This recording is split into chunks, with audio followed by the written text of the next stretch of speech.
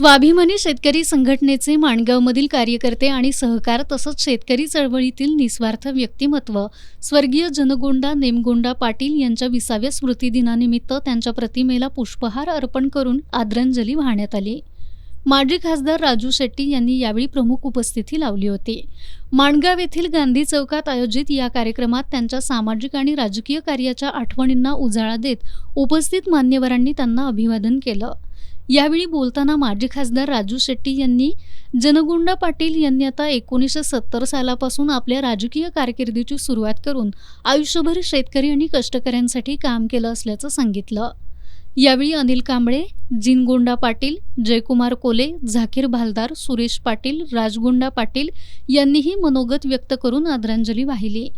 या कार्यक्रमाला जिल्हा परिषद सदस्य राहुल आवळे, शिवगोंडा पाटील, अरुण मगदूम, अभय वनवाडे, शिरीष मधाळे, भिकाजी शिंगे, राजू मुगळखोड, शकील भालदार यांच्यासह स्वाभिमानी शेतकरी संघटनेचे कार्यकर्ते, महाविकास आघाडीचे पदाधिकारी आणि गावातील नागरिक मोठ्या संख्येने उपस्थित होते।